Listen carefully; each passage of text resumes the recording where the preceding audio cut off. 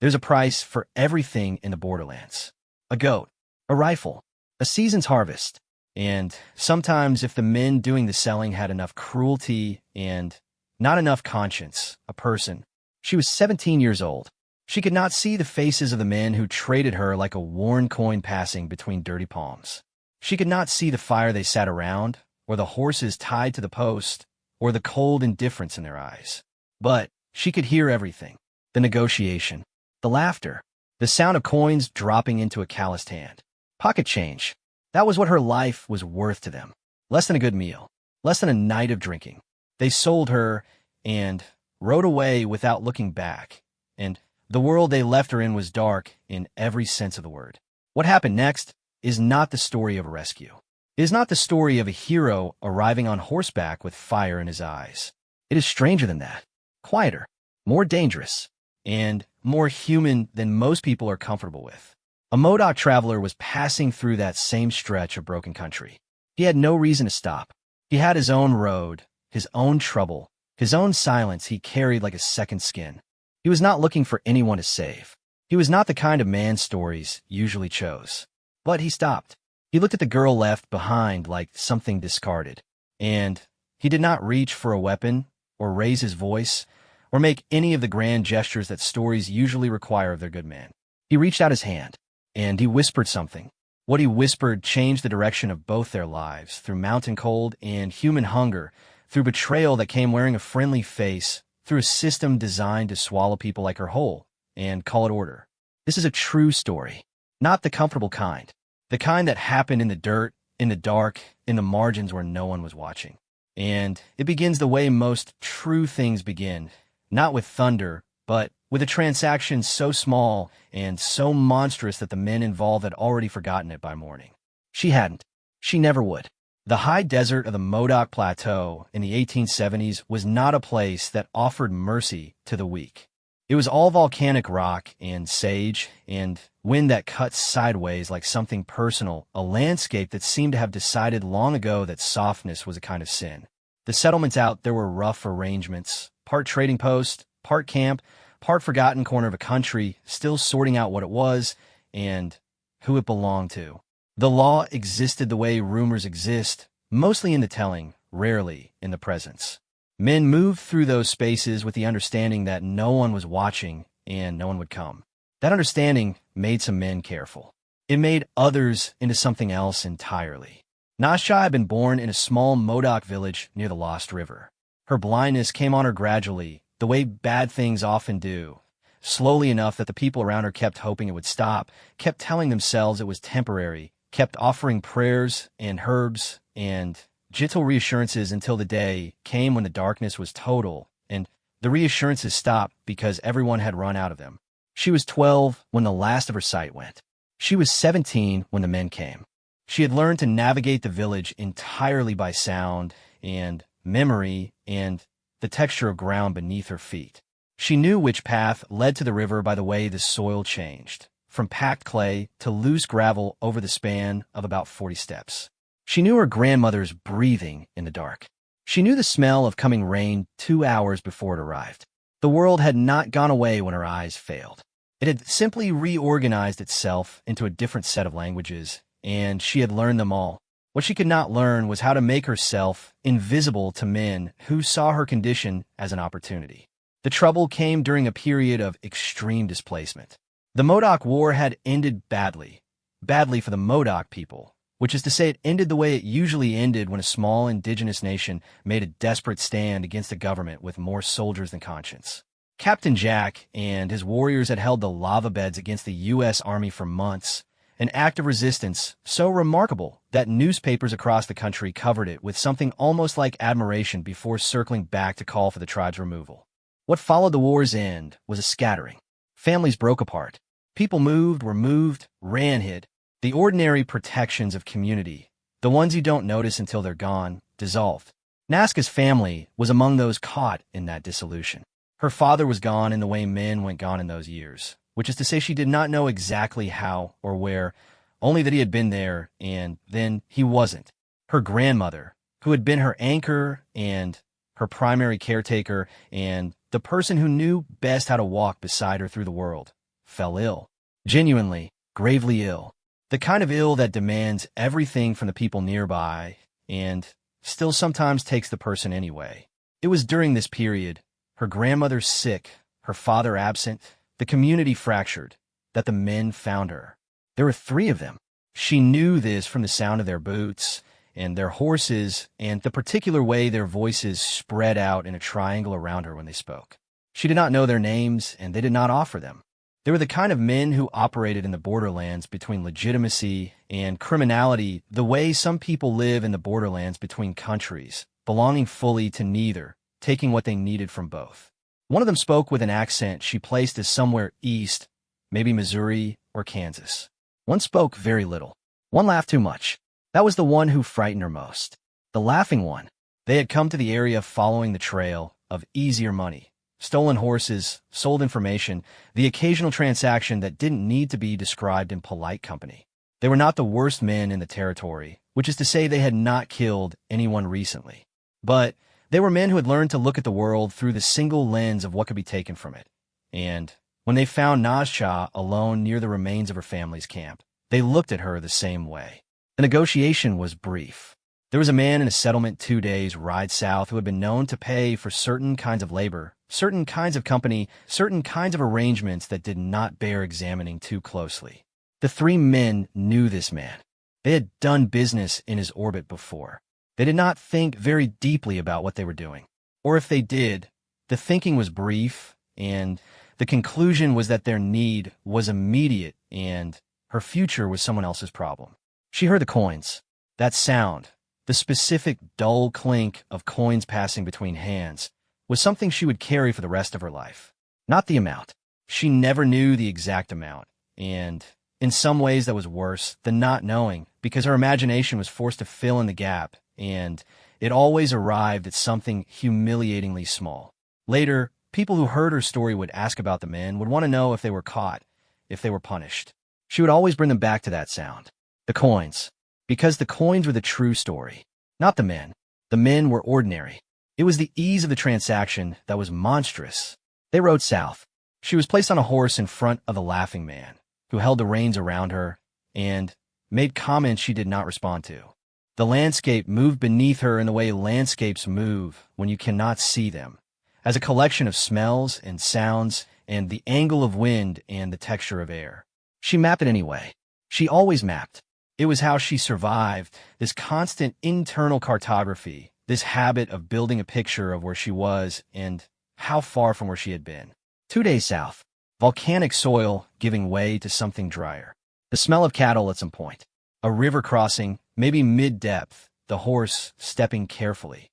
Then the smell of smoke and food and the sounds of settlement pulling itself together out of the silence. She had not spoken since they took her. This was not fear, exactly, or not only fear. It was a calculation. Men like these did not want her to be a person. They wanted her to be a transaction. The more she remained silent, the more she remained simply a weight on the horse, a thing being moved from one place to another, the less they would remember about her face, her voice, the texture of her as a human being. Silence was armor. She wore it. The settlement smelled of horses and wood smoke and rotting vegetable matter, and something underneath it all, some chemical or mineral thing she couldn't identify. She would later learn it was the lye from the tannery that operated at the settlement's edge. At the time, it just smelled like a place that processed things, broke them down, extracted what was useful, discarded the rest.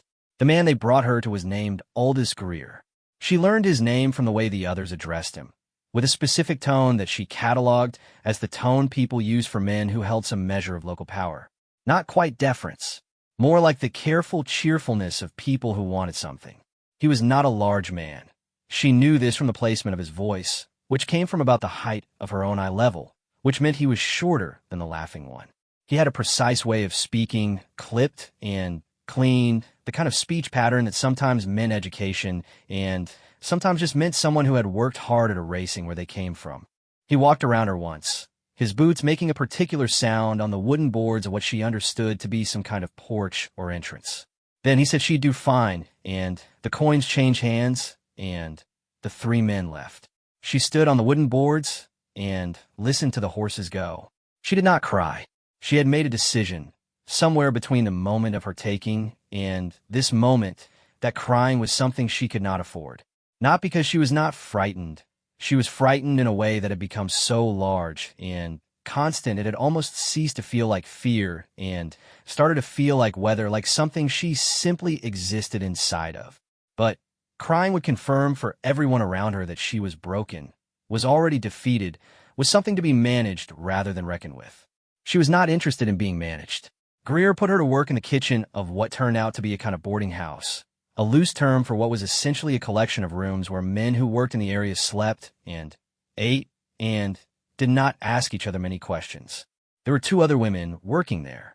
One was a woman named Dolores, middle-aged and broad-shouldered, who spoke in a mixture of Spanish and English and communicated with Nasha primarily through touch, tapping her arm to guide her, placing her hand on the handle of the pot, showing her through physical demonstration rather than words.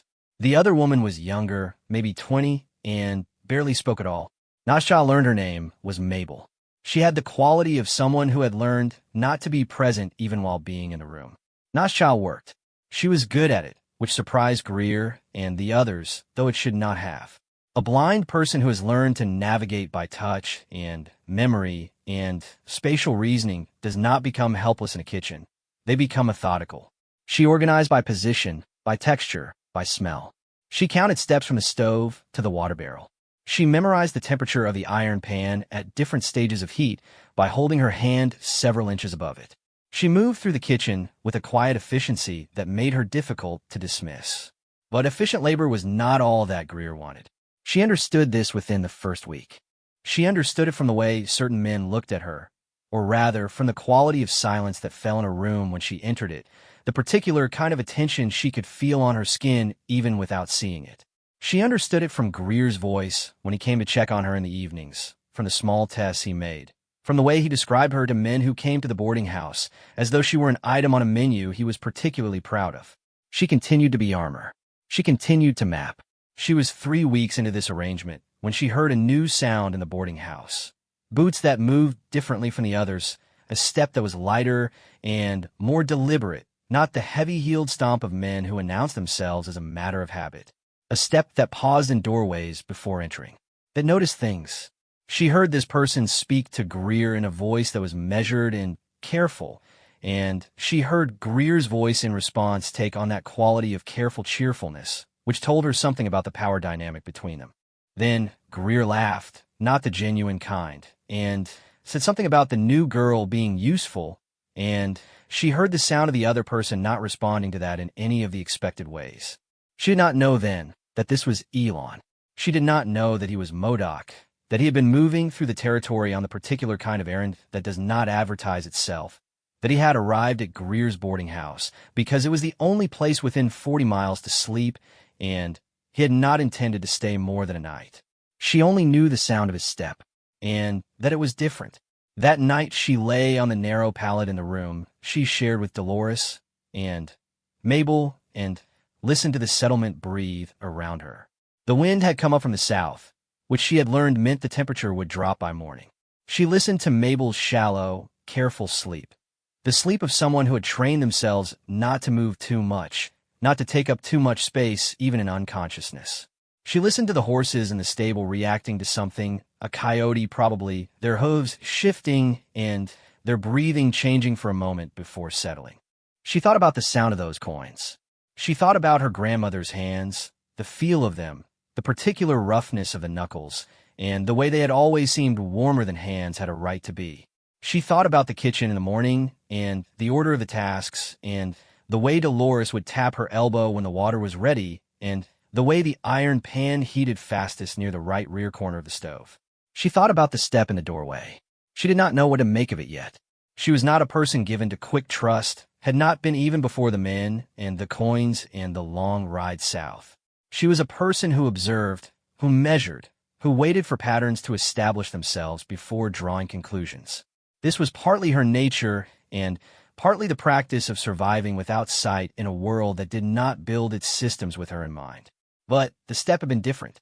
Outside, the coyote made a sound somewhere in the dark, long and high, and carrying something that might have been grief, or might have been just the ordinary hunger of a creature working through the night. The horses settled. The wind found the gap in the wall above her palate and moved across her face like a slow, cool hand. She filed it away, the step in the doorway, and she waited to see what morning would bring.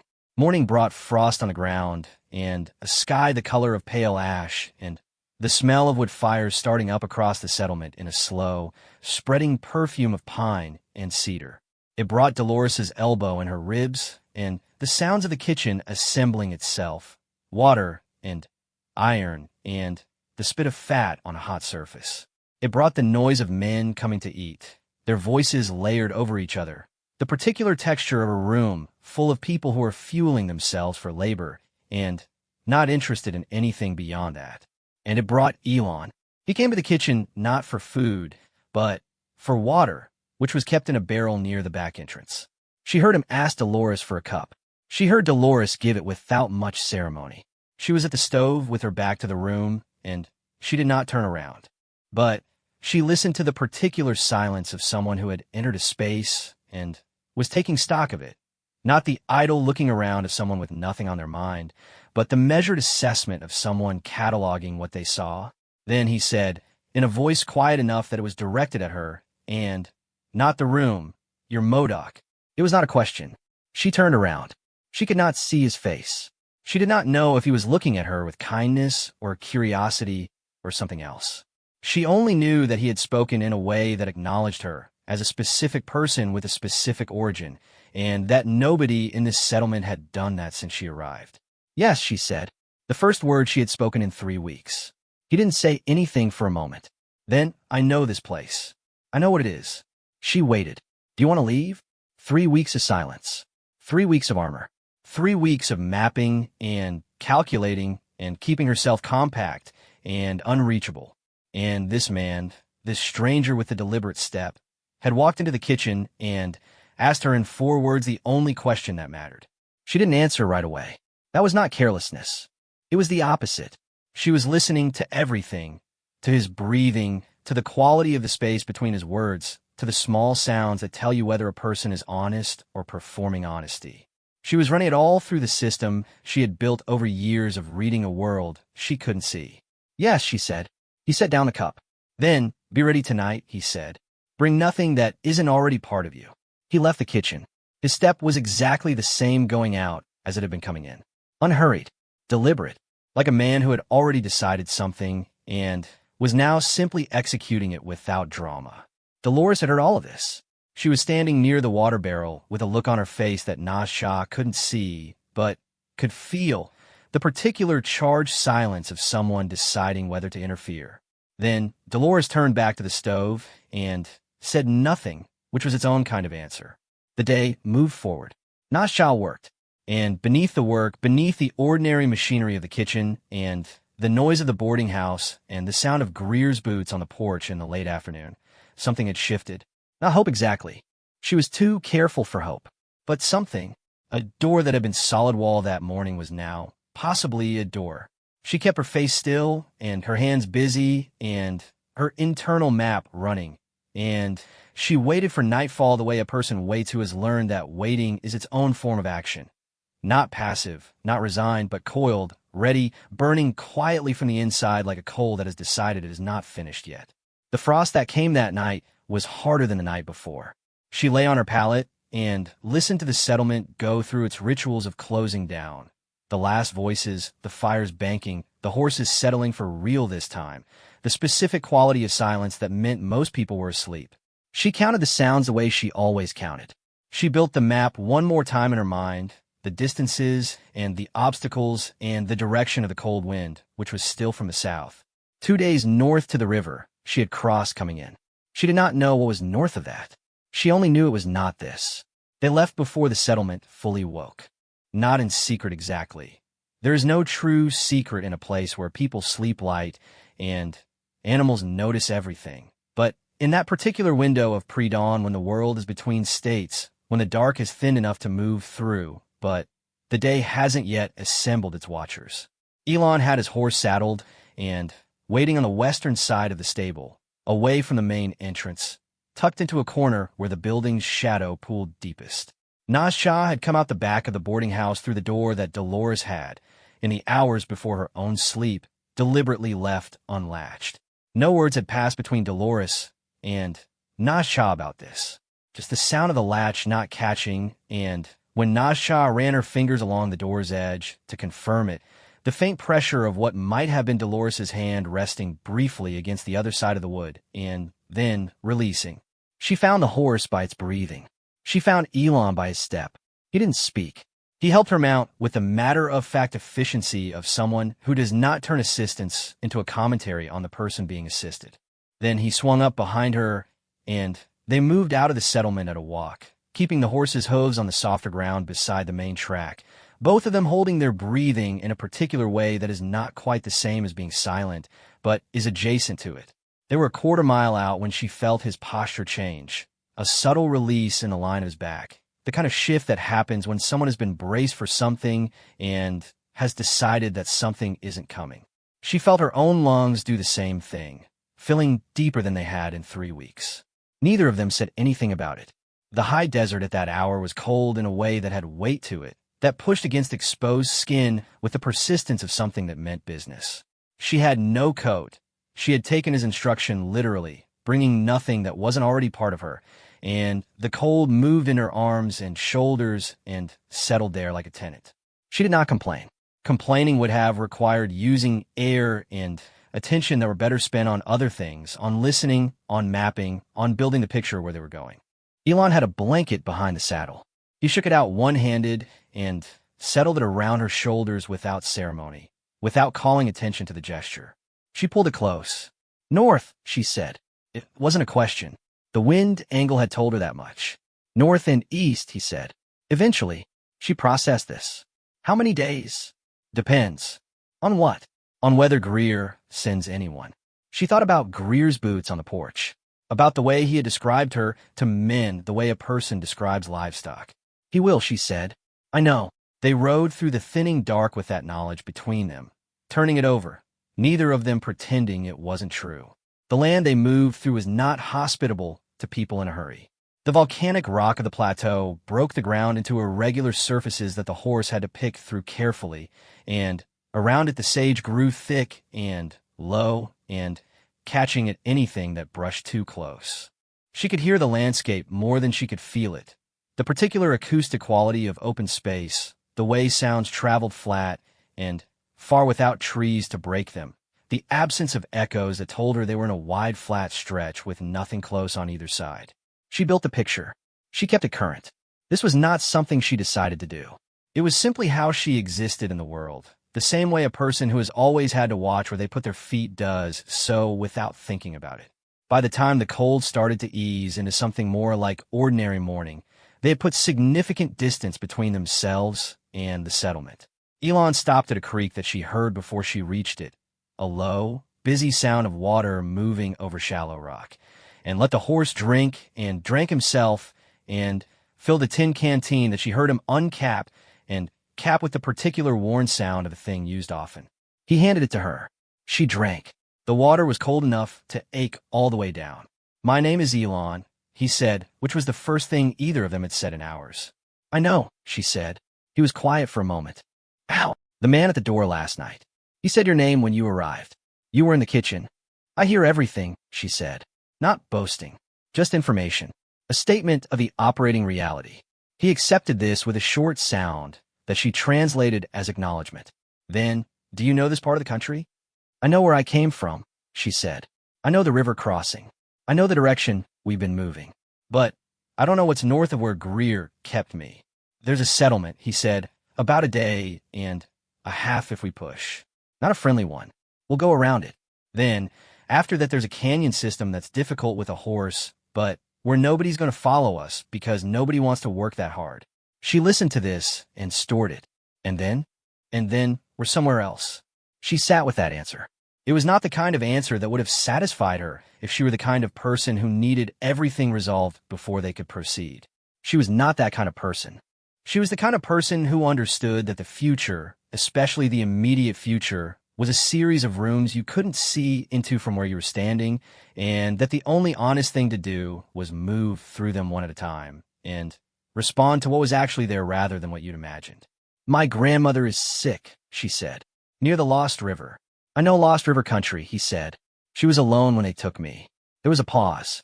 Not an uncomfortable one. The kind of pause that happens when a person is actually thinking rather than constructing a response. We'll try, he said. Not we will. Now I promise. We'll try. She understood the difference and respected it. They mounted again and moved north. The first day passed in a long, quiet unspooling. She learned him through the ride, the way you learn a person when words are scarce and proximity is total. She learned that he adjusted the horse's pace not by voice commands, but primarily by weight and leg pressure, and that the horse understood this fluently, which meant they had been together a long time. She learned that he took food at intervals rather than meals, dried meat, and something hard and flat that she understood to be a kind of journey bread, and that he ate without apparent pleasure, but also without complaint, the eating of someone for whom food was fuel and nothing more. She learned that he stopped periodically and was quiet in a way that was different from ordinary quiet, in a way that had a specific listening quality to it. And she understood from this that he was monitoring their back trail, checking for sounds she might not have identified as pursuit, but which you would know by their pattern and direction. How long have you been traveling? She asked him at one of these stops. A while, he said. What were you doing when you found me? He didn't answer for a moment. Looking for something. Did you find it? No. Are you going to keep looking? Probably, he said. Then, after a pause, the looking is part of it. You don't always find. Sometimes you just have to have been looking. She thought about this for a long time as they rode. She had not considered, until that moment, that Elon might be carrying something of his own, some weight or wound or unresolved thing that he moved through the world alongside. She had thought of him, in those first hours, primarily in terms of what he represented to her own situation. A door, a possible escape. Now, in the long quiet of the riding, she began to build a fuller picture, and what she built was of a man who existed in a particular kind of in-between, between worlds, between purposes, between a past she didn't know and a future he couldn't see clearly. Not unlike herself, in that specific respect. The canyon system he had mentioned came at them on the evening of the first full day. She heard it before they reached it, a different sound in the air, a sense of enclosure, the way open space gives way to something more vertical. The horse slowed, and she felt Elon shift his attention forward, becoming more careful. They moved into it at an angle he chose by feel and knowledge, picking down a slope that she could measure by the angle of gravity and the horse's footfall adjustments. It was slow work. The rock was close on both sides. She knew this from how the sound she made came back to her. And the footing was uneven enough that she kept one hand on the saddle and one free for balance she couldn't use. It was deep in the canyon, when the darkness had fully come and they had stopped for the night in a place where the rock overhead partially blocked the wind, that the first real trouble arrived. Not Greer's men, something older. Elon had a small fire going, small enough to produce warmth without being visible from any significant distance, built with the competence of someone who had done this many times, and she was close enough to it to feel the heat working on her hands and face. The horse was tied nearby, and she could hear it moving restlessly in a way horses move when something in the air has changed. Then the sound came, from above and behind them. Not hooves, footsteps, two sets, moving carefully on the rock. And the particular quality of the footsteps that told both of them, she sensed Elon go still, that whoever was up there was trying not to be heard. Elon moved. She heard him stand, heard the specific sound of a firearm being brought to ready, a sound she recognized from her village, from the aftermath of the war, from years of living in a country where that sound meant something specific was about to happen or was trying to be prevented from happening. His hand found her shoulder and pressed down gently but firmly. She sat. Silence. The horse's movement above its tethered range. The fire making its own small sounds. The footsteps above, which had stopped. Then a voice came down from the rock, rough and edged with a specific quality she recognized, the particular bravado of men who are not as certain as they're performing. Don't want trouble. Just your horse and your supplies. She felt Elon's breathing. Measured. That's my horse, Elon said. His voice was the same as it was in the kitchen at the boarding house. Unhurried. like someone who's already done the calculation and knows the answer. Was your horse, the voice said. Laughter from a second person. You should look at your options more carefully, Elon said. There's a drop behind you of about 20 feet on a straight rock. The moon's going to be out from behind that cloud in about 3 minutes. You won't be able to see me, but I'll be able to see you. Silence from above. I'm going to suggest you move in the other direction, Elon said. The silence stretched. She counted her own heartbeats, which were not slow, but were not panicked either. They were the heartbeats of someone paying close attention. Footsteps. Moving. Away. The fire crackled. The horse breathed. The cloud moved, and the moonlight came down into the canyon exactly as Elon had said it would, filling the rock faces with a pale, specific light. She let out a breath. Were they telling the truth? She asked. About the drop behind them? Close enough, he said. Did you know they were there before they spoke? A while before. Why didn't you say anything? I wanted to know who they were. She filed this. The way he had held the information allowed the situation to develop until he had enough of it, then resolved it with the minimum necessary action.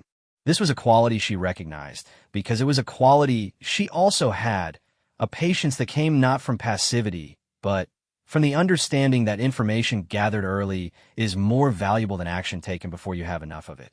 She slept that night against the rock face with the fire between her and the canyon entrance and Elon a few feet away, and her sleep was the first real sleep she'd had in 3 weeks. Not deep or long, but actual.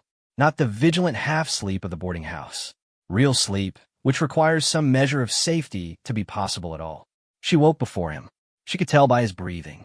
She sat in the canyon dark and listened to the world reassemble itself around her. The horse, the last coals of the fire, the thin, cold air that had a different quality in the pre-dawn than it would have an hour later. The smell of the rock, the distant sound of water somewhere down the canyon. She thought about her grandmother. She thought about the coins. She thought about the kitchen at Greer's boarding house, about the position of the water barrel and the layout of the stove, about the way she had memorized that space so completely, because that was what she did, that was how she survived, and about the fact that she would never need that map again. Let it go, she told herself. Let the map of that place dissolve. She began to build a new one. Canyon walls, east and west. Rock texture under her hands. The direction of sound. The pull of the drainage they had followed downhill. The smell of the smoke from their fire. The sound of Elon beginning to wake. The change in his breathing. The first small movements of someone coming back from sleep. North and east, he had said. Eventually, she was building the picture. On the second day, they came out of the canyon onto a high plain that she read as both vast and elevated. The way wind moves differently at height. The way distant sounds take longer to arrive.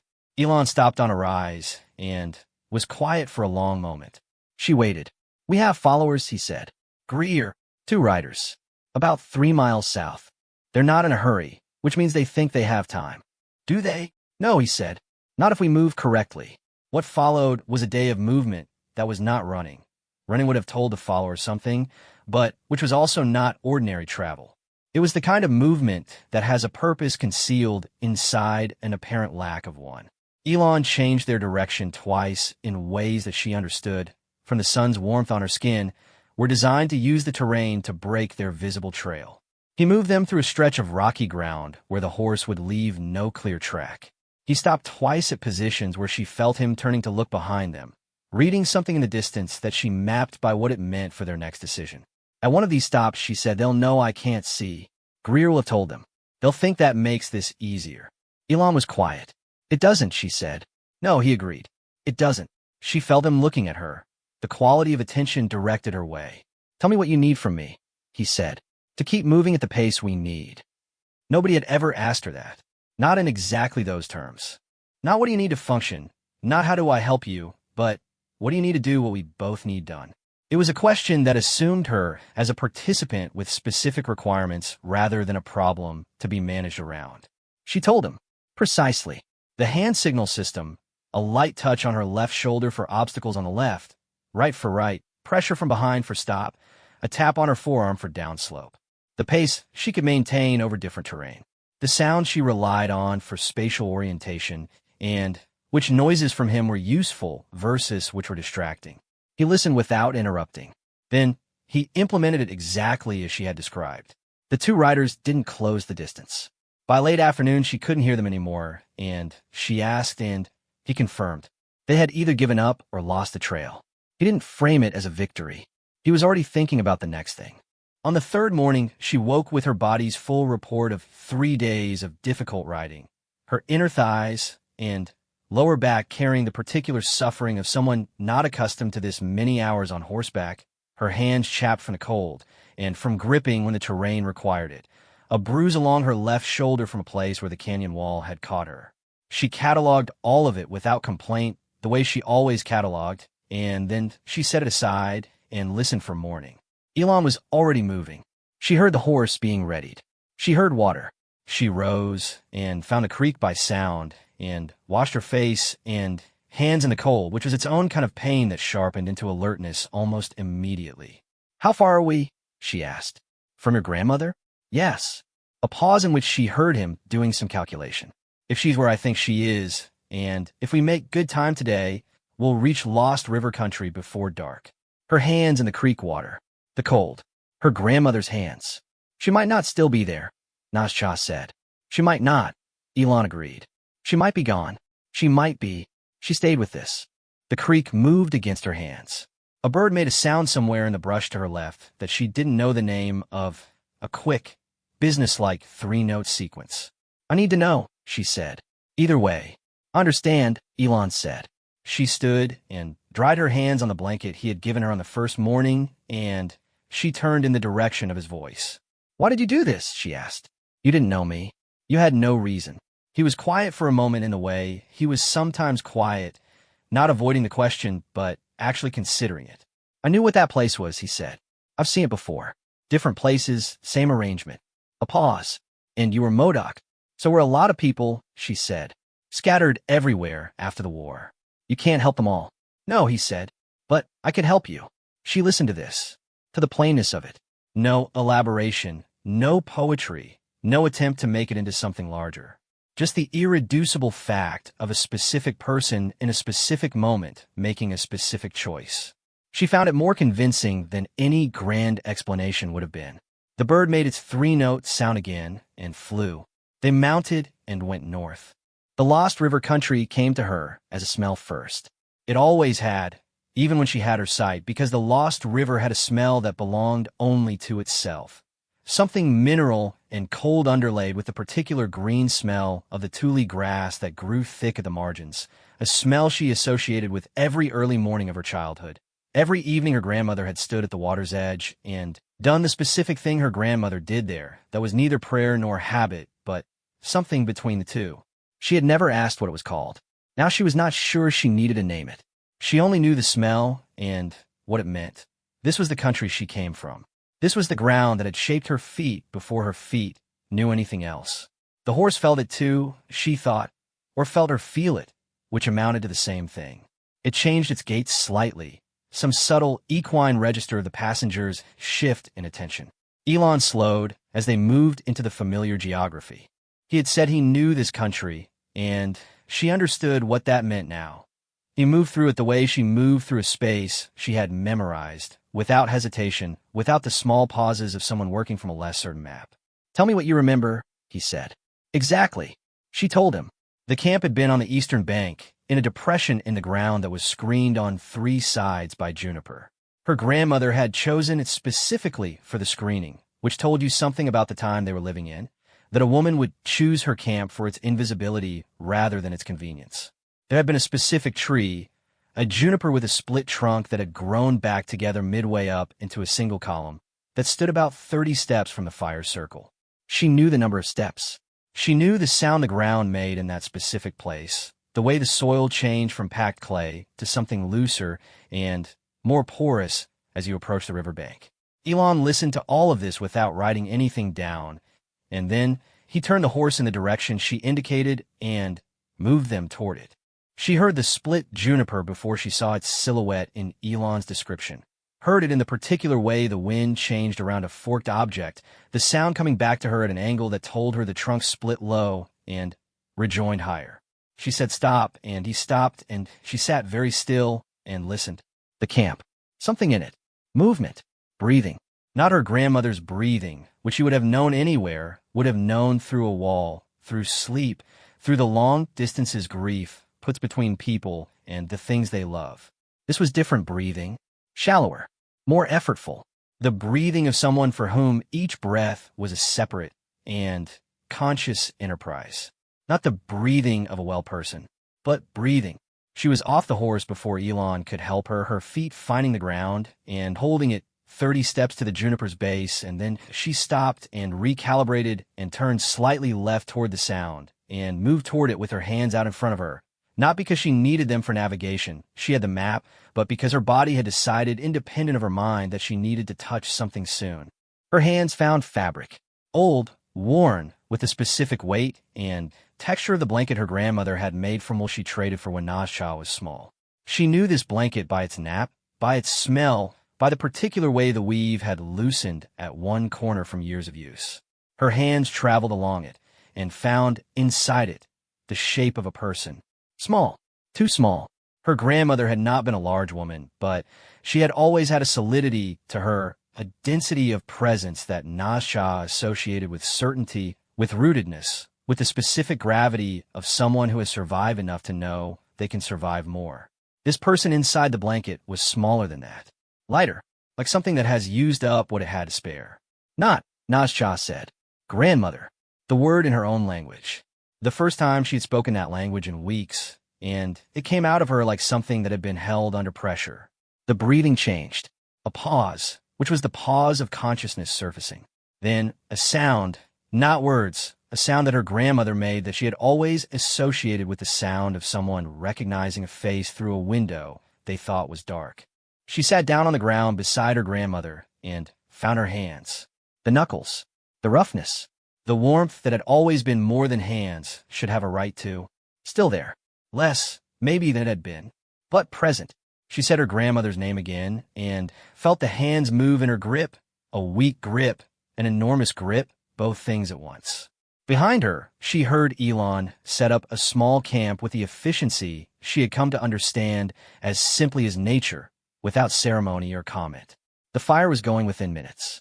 She heard him moving between the fire and the horse and some other tasks she couldn't immediately identify, and she stayed where she was and held her grandmother's hands and said nothing because there was nothing to say yet that would not be either insufficient or premature.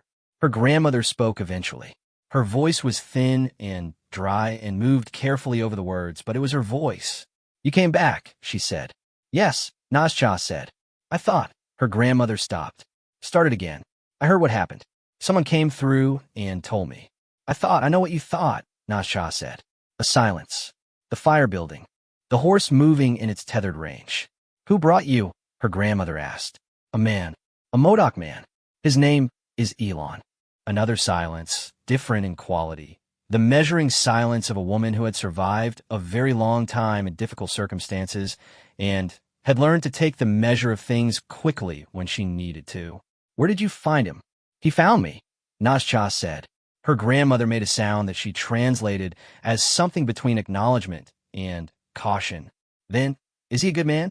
Nazca thought about this, about the kitchen and the 4 words, about the canyon and the blanket and the shoulder signal system he had implemented exactly as she described, about the 2 riders he had outmaneuvered without urgency or bragging, about "we'll try instead of I promise."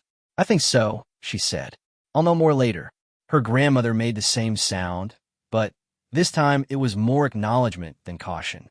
Elon had made a soup from dried provisions he carried. She didn't know the specific contents, but it smelled like something that had been assembled with intention. Not luxury, but the knowledge of what the body requires after prolonged hardship. He brought it over without asking if it was wanted, which was the right choice. She helped her grandmother sit up and held the cup for her while she drank, and her grandmother drank with the concentration of someone taking medicine, which was essentially what it was. The night assembled itself around them. Cold, clear, the kind of high desert night that the sky treats as a personal project, stars coming out in their multitudes as though they have been waiting for the darkness to give them room. She could not see them, but she could feel their effect on the people near her, the way big sky affects human beings, even when it isn't doing anything in particular, some cellular response to the scale of the thing. Her grandmother slept. Nasha stayed close. Elon fed the fire. Somewhere around the middle of the night, she heard him moving at the edge of the camp with a specific quiet movement that she now recognized as his listening posture. The particular stillness within movement of a person checking perimeters. She let him do it. He came back to the fire and sat down. "How long has she been alone here?" he asked. "Since they took me," Nasha said. 3 weeks, maybe more. She's been surviving on what? Whatever she could manage. She knows this land. A pause. She knew it better than I did, even when I could see. She taught me everything I know about it. He was quiet. "She can't stay here," Nasha said. "She needs more than what this camp can give her. She needs people." "I know a place," Elon said. She waited. "There's a settlement. Not like the one we left," he added, hearing the way her silence had changed. "A different thing. People who are trying to put something together. Not white settlers, not military. Just people. Some Modoc, some Klamath, a few others. It's not permanent, not yet. But it's more than this." She listened to the quality of this, to the way he described it without overselling it, without the inflated promise of someone trying to persuade. "How far?" 3 for days, depending on how your grandmother travels. "She'll travel," Nasja said. "Tell her there's somewhere to go, and she'll get there." "Like you," he said. She didn't say anything. She wasn't sure if it was a compliment or an observation, and she had learned not to treat observations as compliments just because they were delivered in the same register. Her grandmother woke before dawn and asked for water, and then asked to be helped to sit up, and then, sitting up, began to talk in a way she had not the night before, with her full voice rather than the depleted one, asking questions that covered the 3 weeks in a particular order that revealed the shape of what she had feared. She wanted to know the name of the place. She wanted to know the names of the men.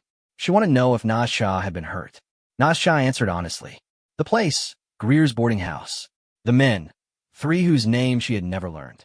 Hurt, yes and no, depending on what you meant by it. Her grandmother was quiet for a moment after this last answer. Then she said something in their language that didn't translate cleanly, but which amounted to the understanding that some wounds don't leave marks where anyone can see them, and that this doesn't mean the marks aren't there. "I know," Nasha said. "I know you know," her grandmother said. "I'm not explaining. I'm acknowledging." Nasha found her grandmother's hand again in the early morning dark. "We're going to move in a few days," she said. "When you're stronger. There's a place."